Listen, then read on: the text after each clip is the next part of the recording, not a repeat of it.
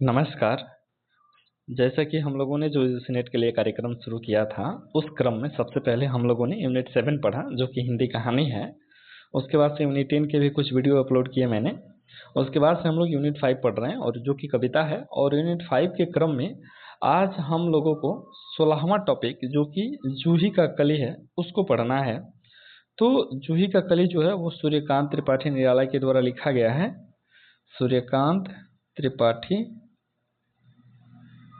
निराला के द्वारा लिखा गया है।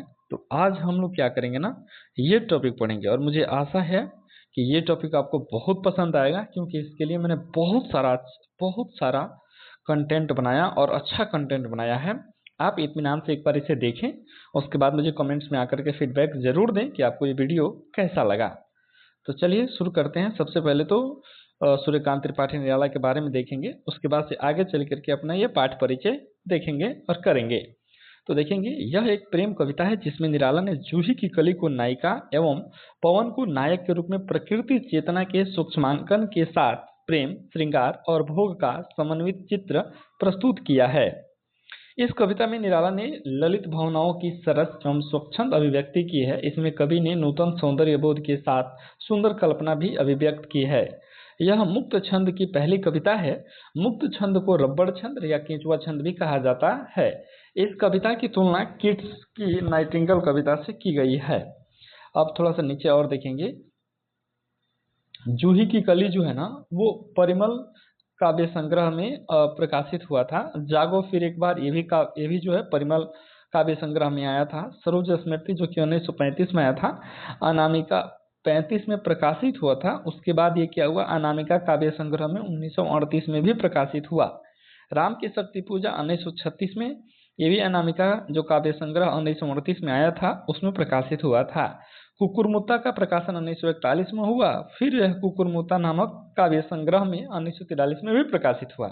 बांधो ना नाम इष्ठाव बंधु जो है ना, अर्चना काव्य संग्रह में 1950 में प्रकाशित हुआ था। अब इनका देखेंगे, इनका प्रथम काव्य संग्रह जो है वो अनामिका है 1923 में। इसी अनामिका का दूसरा संस्करण आया था 1930 में, जो कि आप यहाँ बार बार अनामिका देखेंगे। अनामिका किधर गया जी, दूसरा संस्करण, अच्छा आगे आएगा, ठीक है, वो देखेंगे। उसके बाद इनका प्रथम कविता जो है ना वो जूही की कली है, जो जिसका प्रकाशन जो है 1916 है। ठीक है। अब देखेंगे, रामविलास शर्मा जो है ना, भारत माता की वंदना है ना, इसको निराला की पहली प्रकाशित रचना मानते हैं। उसके बाद से हिंदी में निराला को महाप्राण की संज्ञा दी गई है। तो इसको भी आप अंडरलाइन कर लेंगे और अपने नोट्स में सम्मिलित कर लेंगे। निराला को क्षयवाद का सलाका पुरुष भी कहते हैं। क्षयवाद का सलाका पुरुष किसे कहते हैं, तो निराला को कहते हैं। इसको भी आप अपने नोट्स में सम्मिलित कर लीजिए। निराला ने परिमल काव्य संग्रह की भूमिका में लिखा है कि मनुष्यों की मुक्ति की तरह कविता की भी मुक्ति होती है। मनुष्यों की मुक्ति कर्मों के बंधन से छुटकारा पाना है, और कविता की मुक्ति छंदों से अलग हो जाना है। और ये क्या है ना, PYQ है, नेट में क्वेश्चन ये पूछा गया है। ठीक है, ये पंक्तियां किनकी हैं। उसके बाद से निराला को ओज, औदात्य तथा विद्रोह का कवि माना जाता है। काव्य में अकुंठ एवं वयस्क श्रृंगार दृष्टि दिखाई देती है। निराला को तृप्ति का कवि कहा जाता है। निराला की भक्ति भावना से पूर्ण गीत अड़िमा में संकलित हैं। इनकी भक्ति भावना से पूर्ण गीत कहाँ संकलित है, अड़िमा में संकलित हैं। तुलसीदास 101 छंदों में लिखित खंड काव्य है, जिसमें कवि तुलसीदास के गृह त्याग एवं तप की घटना का वर्णन है। उसके बाद से देखेंगे, निराला की गर्म पकौड़ी वह तोड़ती पत्थर, बहुत इंपॉर्टेंट है। सूर्यकांत त्रिपाठी निराला वह तोड़ती पत्थर, देखा मैंने उसे इलाहाबाद की एक पथ पर। इसमें ये क्वेश्चन बना हुआ है कि वो कहाँ के पथ पर तोड़ रही थी, तो इलाहाबाद के। भिक्षुक आदि प्रगतिवादी भावधारा की कविताएं हैं। फिर देखेंगे, कुकुरमुत्ता निराला की व्यंग परक रचना है। इसमें गुलाब पूंजीपति वर्ग एवं कुकुरमुत्ता जो है ना सर्वहारा वर्ग का प्रतीक है। रामविलास शर्मा ने इसे पंत के विरोध में लिखी कविता माना है। अनामिका 1938 के द्वितीय संस्करण में सरोज स्मृति व राम की शक्ति पूजा शामिल है। यहाँ पे एक चीज मुझे डाउट लग रहा है, वो सोचा कि मैं आपको बता दूं। यहाँ पे 1930 नहीं होगा, ठीक है, यहाँ 1938 होगा। अब राइट हो गया, क्योंकि ऊपर 1938 में मैच कर रहा था, यहाँ 1930 हो गया। तो ठीक है, तो दूसरा संस्करण कब आया था, 1938 में आया था। फिर नीचे आते हैं, निराला द्वारा लिखित सरोज स्मृति उनकी पुत्री सरोज की असमय मृत्यु पर लिखा गया शोक गीत है। निराला की राम की शक्ति पूजा महाकाव्यात्मक रचना मानी जाती है। राम की शक्ति पूजा का मूल स्रोत कीर्तिवास का बंगला रामायण है। राम की शक्ति पूजा कविता निराला और छायावाद की अन्यतम उपलब्धि है। ये बात बिल्कुल सच है, क्योंकि जब आप राम की शक्ति पूजा पढ़िएगा तो सच में आप आत्मविभोर हो जाइएगा क्या रचना है। क्योंकि जब विकास दिव्य कीर्ति सर पढ़ा रहे थे, मुश्किल से लगभग 2 दिन क्लास चला था, लेकिन मजा आ गया था। वो क्लास आज भी जब थोड़ा सा देखना होता है तो देख लेते हैं, बहुत अच्छा लगता है। और उनके पढ़ाने का तौर तरीका तो बहुत उत्तम स्तर का है, उसकी तो कल्पना नहीं की जा सकती। लेकिन सच में बहुत अच्छा निराला जी ने लिखा है, क्योंकि वो जब पढ़ाया जा रहा था तो सच में हम लोग एक दूसरी दुनिया में थे।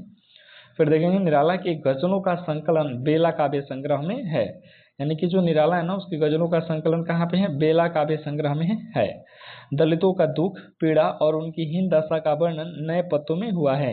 यानी कि जो सूर्यकांत त्रिपाठी निराला है ना, अगर दलित विमर्श रिलेटेड जो भी इनकी रचना है वो किस में मिलता है? तो नए पत्ते में मिलता है। उसके बाद से शानदेह की कली जो है निराला की अंतिम काव्य है, संग्रह है। इसमें जीवन की हताशा व निराशा को चित्रित किया गया है। ऐसा ऐसा विकास सर भी बता रहे थे कि अंतिम जो इनकी रचना थी ना, उसमें वो हताश हो गए थे, जीवन से उनकी आशा खत्म हो गई थी। उसका कारण भी था कि शायद असमय उनकी पत्नी का भी निधन हो गया, एक बेटी थी उसका भी निधन हो गया। और इस तरह से जो व्यक्ति शुरू शुरू में इतना आप पढ़ सकते हैं कि ओजस्वी और तेज तरार कभी रहा हो, वो अंतिम समय जा करके इतना निराशा हो गया हो, ये कैसे होता हो। लेकिन जो जीवन है, परिस्थितियां हैं, जिस अनुरूप ढालती हैं व्यक्ति को उसी अनुरूप हो जाना पड़ता है। शायद यही निराला जी के साथ हुआ था। इसी कारण से वो अंतिम समय में जाकर के बहुत हताश व निराश हो गए थे।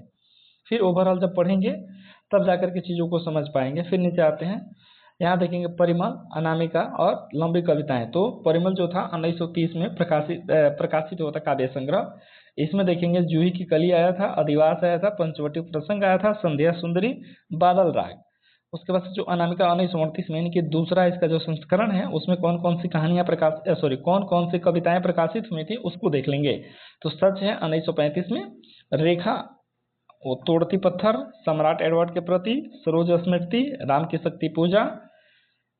लंबी कविताएं जो उनका देख लेंगे, लंबी कविता जो है यमुना के प्रति है, बादल राग है, पंचवटी प्रसंग है, सरोज स्मृति है, राम की शक्ति पूजा है। अब इसमें देखेंगे ना कि सरोज स्मृति यहाँ भी शामिल है, सरोज स्मृति यहाँ भी शामिल है, राम की शक्ति पूजा यहाँ भी शामिल है, पंचवटी प्रसंग यहाँ भी शामिल है। तो ये भले पहली बार परिमल में प्रकाशित हुआ या पहली बार ये अनामिका में प्रकाशित हुआ, लेकिन ये एक तरह की क्या है, लंबी कविताएं भी हैं। कोई जरूरी थोड़ा है किसी भी संग्रह में लंबी कविताएं तो प्रकाशित हो सकती हैं। तो इनको हम अलग अलग कैटेगरी वाइज कर दिए हैं कि कौन किससे आया है। उसके बाद से सूर्यकांत त्रिपाठी निराला के जो कुछ प्रमुख रचना है, प्रमुख कविताएं हैं, उसको एक जगह देख लेते हैं, क्योंकि इससे सवाल बना है। अब सूर्यकांत त्रिपाठी निराला का जन्म 1899 में हुआ था। एक मैंने इंपॉर्टेंट क्वेश्चनों का वीडियो बनाया है, उस क्वेश्चन में उसमें मैंने इसको शामिल किया हुआ है और इसमें पूछा हुआ है। अनामिका जो है ये PYQ है, ये भी पूछा हुआ है।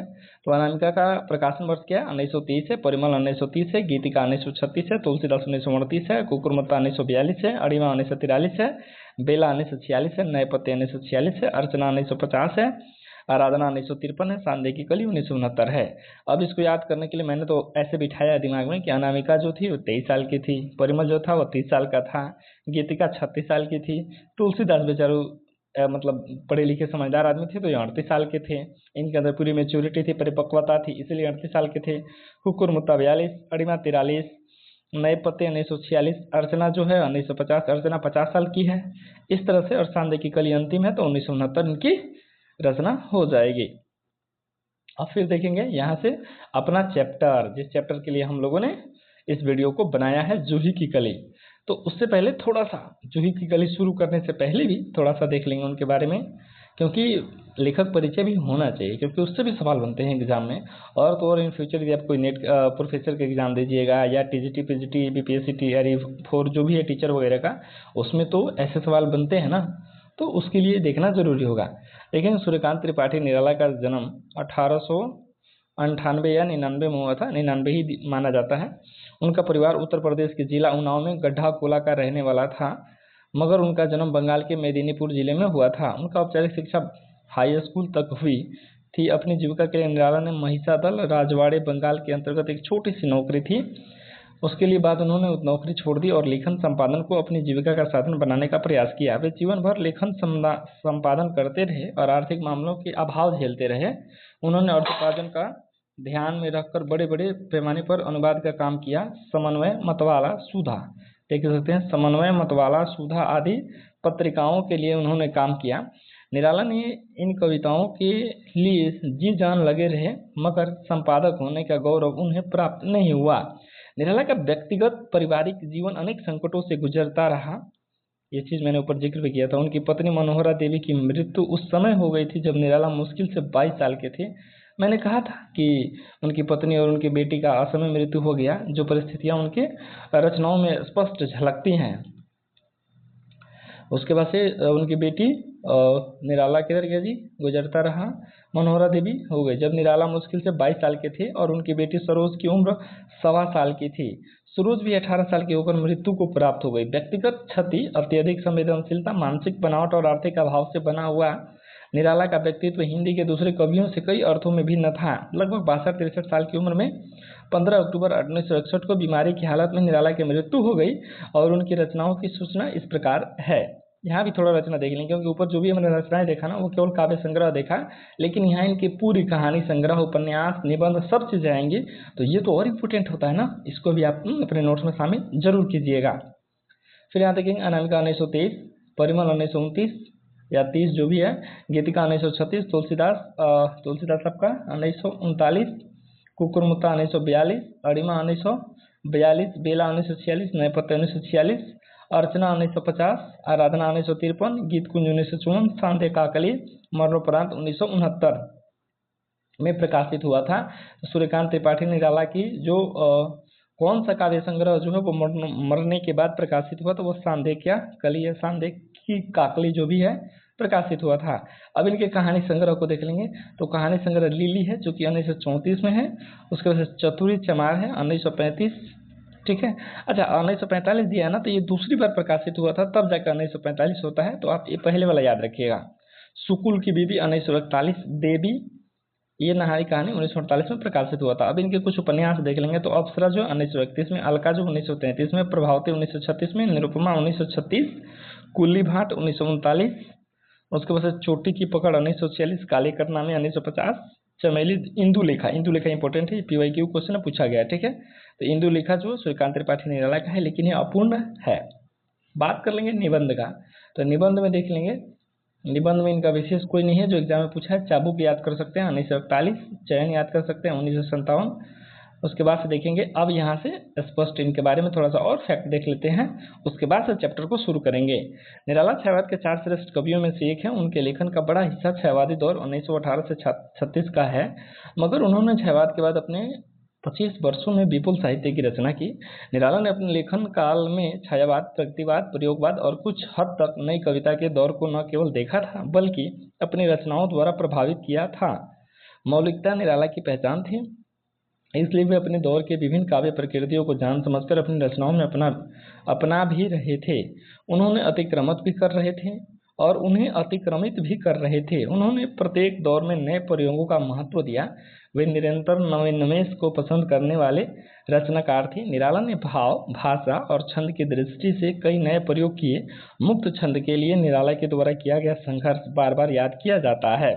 राम की शक्ति पूजा और सरोज स्मृति जैसी क्लासिक कविता लिखकर निराला ने लंबी कविता को एक काव्य विधा का दर्जा दिलाया। तुलसीदास जैसे संगणित और सामसिक भाषा में रचित पुस्तक सुबोध तो नहीं है, मगर इस पुस्तक को हम निराला के श्रेष्ठ काव्य प्रतिभा के प्रमाण के रूप में रेखांकित कर सकते हैं। छायावादी कवियों में सर्वाधिक गीत निराला ने रचे, ठीक है, ये भी याद रखिएगा। छायावादी कवियों में सर्वाधिक गीत जो है किसने रचे? निराला ने रचे। उन्होंने प्रत्येक दौर में गीतों की रचना की। छायावादी ढंग के उपन्यासों के वे अकेले रचयिता हैं। उन्होंने यथार्थवादी उपन्यास भी रचे। निराला की बौद्धिक क्षमता का प्रमाण उनके निबंधों में खुलकर प्रकट हुआ है।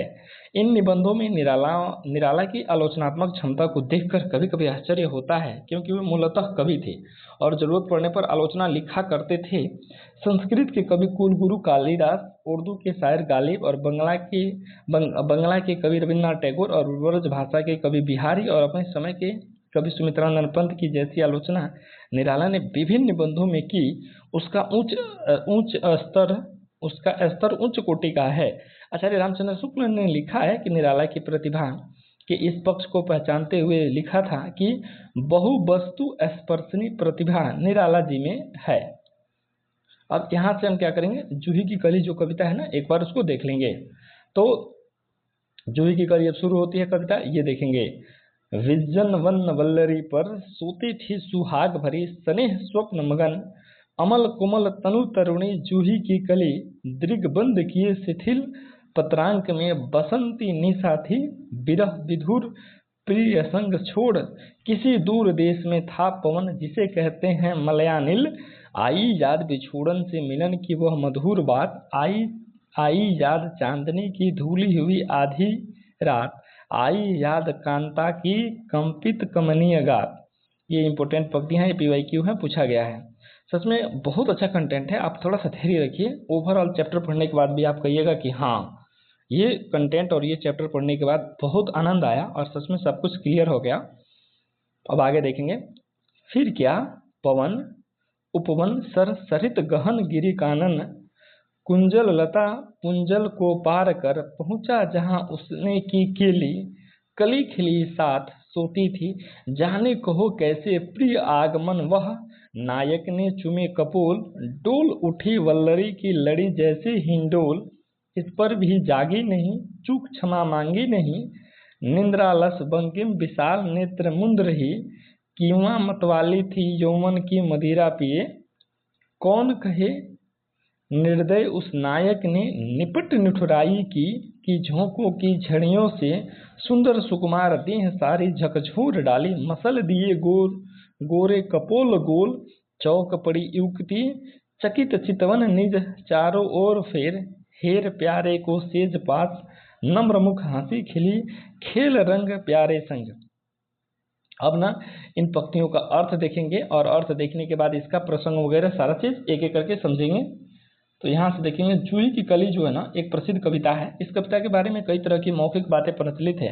कहा जाता है कि महावीर प्रसाद द्विवेदी ने सरस्वती पत्रिका में इसे प्रकाशित करने से मना कर दिया था। महावीर प्रसाद द्विवेदी ने सरस्वती पत्रिका में प्रकाशित करने से मना कर दिया था। इस कविता में निहित श्रृंगारिता उन्हें पसंद नहीं आई थी। यह भी बताया जाता रहा कि वह कविता 1916 में लिखी गई थी, मगर निराला रचनावली के अनुसार वह कविता 1922 में प्रकाशित हुई थी। 1920 के पहले निराला द्वारा रचित किसी कविता की जानकारी नहीं मिलती। मुक्त छंद के प्रयोगों के क्रम में जूही की कली कविता जो है ना, कवित छंद को तोड़कर रची गई थी। इसके वाचिका पाठ पर बंगला उच्चारण का प्रभाव है।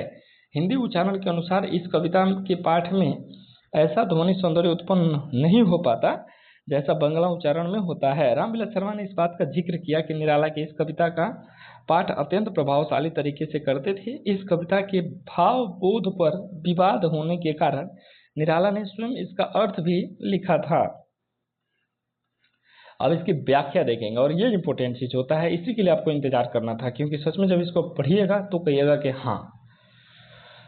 जूही की कली कविता में नायक नायिका की प्रेम कहानी कुछ की तरह कुछ बातें कहने की कोशिश की गई है। इस कविता में जूही की कली नायिका है और पवन नायक है। मानवीकरण की सहायता से कहानी कही गई है। यह अपनी शब्दावली में प्रकृति की क्रिया व्यापार से जुड़ी है, मगर भाव योजना का संबंध मनुष्य की काम चेतना से है। इस कविता में प्रयुक्त रूपों को समझते हुए अर्थ के दोनों आयामों को समझा जा सकता है। कविता इस तरह शुरू होती है कि निर्जन जंगल में जूही की लता थी, उस पर जूही की कली खिली थी। कवि बसंत की एक रात की कहानी बता रहा है कि वह कली की पत्तों की गोद में सो रही थी। वह सोती हुई बहुत सुंदर लग रही थी, यूं लग रहा था कि वह सौभाग्य से भरी हुई है। वह तरुणी कली प्रेम के स्वप्नों में तल्लीन होकर सो रही थी।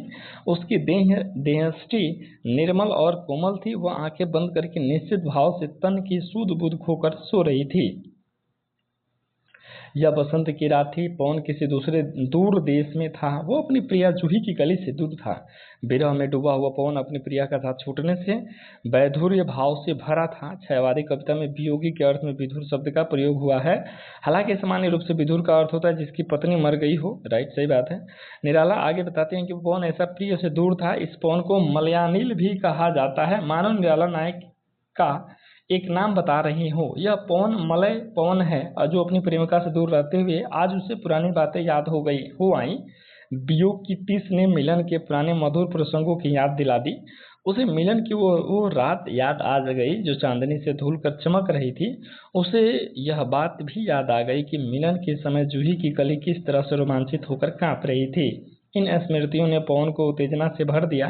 फिर क्या था, वह चल पड़ा। अपनी प्रिया से मिलने के लिए रास्ते में कई बाधाएं मिली, लेकिन वह सबको पार कर गया। उपवन, सरोवर, नदी, दुर्गम पर्वत, घने जंगल, कुंज, लताओं के समूह आदि न जाने कितनी बाधाएं मिली, जिन्हें पार करते हुए पवन उस जगह पहुंचा जहां उसकी प्रेमिका जूही की कली खिली थी। यही वो जगह थी जहां उसने पिछले साल इसी मौसम में जूही के साथ प्रेम की घड़ियां बिताई थी। यहाँ उसने रोमांचित जूही के साथ केली प्रेम संबंधी क्रियाकलाप की थी। पवन दूर देश से आया था। बाधाओं को पार करते हुए जब पहुंचा तो देखा कि जूही की कली सो रही थी। वह मनुष्य के स्वप्नों में मग्न थी। वह पत्तों के बने पलंग पर सो रही थी। वह अमल कोमल तनु थी, नींद में खोई। जूही भला कैसे जान पाती कि उसका प्रियतम पवन उसके करीब आ गया है। वह बेखबर सोई रही। पवन प्रेम की स्मृति से रोमांचित था। उसने बिल्कुल प्रतीक्षा नहीं की, जूही को जगाया भी नहीं और उसके कोमल कपोल पर चुम्बन जड़ दिया। इस व्याकुल चुम्बन ने जूही की नींद में रोमांचित चेतना का संचार किया। लड़ी की तरह फैली हुई जूही को लता झूली की तरह डोल उठी, लेकिन वह नींद का बहाना करके सो ही रही, जानबूझकर जागी नहीं। प्रिय के आ जाने के बावजूद न जाग पाने के लिए जूही ने माफी भी नहीं मांगी। जानबूझकर जूही ने आंखें नहीं खोली। उसने अपनी बड़ी बड़ी तीखी आंखों को ऐसे मूंदे रखा मानो नींद से अलसाई हो। उसकी आंखों को आलस्य ऐसे लग रहा था मानो यौवन की मदिरा पीकर मतवाली हो गई हो। नींद थी या नशा था, कौन जाने। खैर, नायक ने अपनी व्याकुलता से अनियंत्रित था। उसने थोड़ा बल प्रयोग कर दिया। वस्तुतः यह बल प्रयोग नहीं था, यह व्यग्रता थी। निराला ने निर्दय शब्द का प्रयोग भी इसी तरह के व्यग्र व्यवहार के कारण किया है। नायक ने प्रणयानुकूलता के वशीभूत होकर जो एक तरफा उग्र व्यवहार किया, उसे निराला निपट निठुराई कह रहे हैं। कविता के इस हिस्से में जो चित्र निराला खींच रहे थे वह निश्चित रूप से उद्यम श्रृंगार से जुड़ा है। द्विवेदी युगीन सौंदर्य बोध से उसकी असहमति होना स्वाभाविक था। आगे निराला लिखते हैं कि पवन ने झोंकों की झड़ी लगा दी है और जूही सुंदर सुकुमार देह का झकझोर दिया। उसके गोल कपोल को अपने कपोल से मसल दिए गोल कपोल गोल के बारे में निराला ने स्पष्टीकरण दिया है कि कपोल को कपोल से मसलते हैं। उस दौर में भी आज स्त्री विमर्श के दौर में इस चित्र पर आपत्ति जताई गई है। उस समय नैतिकता का सवाल था और आज का सवाल है कि स्त्री के नैतिकता का सवाल था और आज सवाल है कि स्त्री के सेकंड सेक्स न समझा जाए। इन आपत्तियों के बीच यह कविता अपने कुछ पक्ष के लिए खड़ी है। ये पक्ष है स्त्री पुरुष का उदाम काम संबंध, प्रकृति का मानवीकरण, हिंदी कविता में कल्पना का प्रयोग, स्त्री पुरुष के रिश्ते को सामाजिक दबाव से मुक्त करने का प्रयास आदि। यह कविता स्त्री के व्यक्तित्व को तिरस्कार कविता नहीं है। प्रकृति के उपादानों के सहारे सामाजिक बंधनों को तोड़ते हुए सामान्य स्त्री पुरुष के अकुंठ जीवन की तस्वीर बनाने का काम यह कविता करती है। कविता में आगे निराला लिखते हैं कि वो अपनी युवती अर्थात जूही चौंक कर आंखें खोल देती हैं। वह चकित दृष्टि से चारों ओर देखने लगती है। हालांकि वह सब कुछ जानती है। उसका इस तरह से देखना बहुत सुंदर मालूम पड़ता है। जूही देखती है कि उसका सारा प्यारा पवन उसकी सेज के पास है। पत्तों के सेज पर अलसाई हुई जूही इतने करीब से पवन को बहुत दिनों के बाद देखा था। वह अभी प्रसंगों से शर्माई हुई लग रही थी। उसका झुका हुआ चेहरा खिला हुआ लग रहा था। वह हंस रही थी। अपने प्यारे पवन के साथ प्रेम के रंग में डूबने वाला जो खेल उसने खेला था उसका प्रभाव उसके चेहरे पर झलक रहा था। अब क्या करेंगे ना, इस चैप्टर में जो भी कठिन शब्द आएंगे उसका अर्थ देख लेंगे, क्योंकि बहुत सारे जो भी पाठक है ना उनको इसके अर्थ में डाउट होगा, तो उसको आप अपने नोट्स में सम्मिलित कर लीजिएगा। क्योंकि मेरा उद्देश्य है कि एक चैप्टर पढ़ने के बाद से आपका कोई डाउट रह ना जाए। तो उसी क्रम में यहाँ देखेंगे तो विजन वन वल्लरी यानी कि निर्जन जंगल में फैली हुई लता, सुहाग भरी सौभाग्य से भरी हुई, स्नेह स्वप्न मगन प्रेम के स्वप्नों में लीन, अमल कोमल तनु, सुंदर कोमल सुकुमल शरीर, पत्रांग पतों से बनी हुई गोद, वासंती निशा वसंत ऋतु की रात, विरह विधुर यानी विरही अपनी प्रिया के बिना, मलयानिल यानी मलय पवन बसंत ऋतु की वायु जो शीतल और मंद हो तथा सुगंधित हो उसको मलय नील कहते हैं। इसको थोड़ा सा इसको छोटा कर लेते हैं यहाँ पे। अब यहाँ से देखेंगे कांता मतलब प्रेमिका होता है, कांत मतलब पति होता है और कांता मतलब प्रेमिका या पत्नी होती है। कामनीय गात, सुंदर सुकुमार देह यष्टि ठीक है। कमनीय, गात मतलब शरीर होता है, कामनीय अंदर, जिसके अंदर मतलब यौन से रिलेटेड कमनीय होता है। उपवन सरसरित, बाग बगीचा तालाब नदी और गहन गिरी कानन, दुर्गम पर्वत और घने जंगल। कानन मतलब जंगल, गिरी माने पर्वत, और गहन मतलब थोड़ा सा जो डिपली हो। उसके बाद से केली माने प्रेम होता है, वल्लरी माने लता होता है, हिंडोल मतलब झूला होता है, चूक क्षमा मतलब माफी मांगना होता है, निंद्रालस नींद और आलस, वंकिम सौंदर्य वो, तिखाफन किंवा अथवा निपट निठुराई, काम क्रीड़ा के क्रम में किया गया उग्र व्यवहार, कपोल माने गाल, कपोल मतलब गाल, इसी पे तो विवाद है। उसके बाद से चितवन निगाह, सेज पास यानी जो बेड होता है उस पे, नम्र मुख, पिया का सुंदर मुख देख सकते हैं। उसके बाद से रंग यानी पढ़ रहे क्रीड़ा। अब यहाँ से देखेंगे थोड़ा सा कुछ फैक्ट देख लेंगे। निराला रचनावली के अनुसार यह निराला की तीसरी कविता थी। मानवीकरण के माध्यम से यह कविता स्त्री पुरुष के अकुंठ संबंध को व्यक्त करती है। कल्पना का सशक्त प्रयोग इस कविता में दिखाई पड़ता है। उसके बाद छायावाद की कई विशेषताएं इस कविता में मौजूद रही, जैसे कल्पना प्रकृति, स्त्री मुक्त, छंद, मानवीकरण इत्यादि। उसके बाद इसका ओवरऑल सारांश एक देख लेते हैं कि इस कविता में जूही की कली में है क्या। तो जूही की कली शीर्षक कविता छायावाद की प्रतिनिधि कविताओं में से एक कही जा सकती है। निराला की यह पहली सशक्त छायावादी कविता है। मानवीकरण और रूपक के प्रयोग के माध्यम से निराला ने जूही और पवन के बीच प्रेम को चित्रित किया है। यह चित्रण वास्तव में पुरुष स्त्री के अकुंठ प्रेम से जुड़ा है। इस तरह से हमने यहाँ पे जूही की कली को देखा, और मुझे पूरा भरोसा होगा कि ये वीडियो आपको अच्छा लगा होगा। एक बार जो भी ईमानदारी से देखे कमेंट्स में मुझे फीडबैक दे, ताकि अपनी अगले वीडियोज़ को मैं कैसे अपडेट करूँ, कैसे अच्छा करूँ। मिलेंगे अगले किसी अपडेट के साथ, तब तक के लिए धन्यवाद।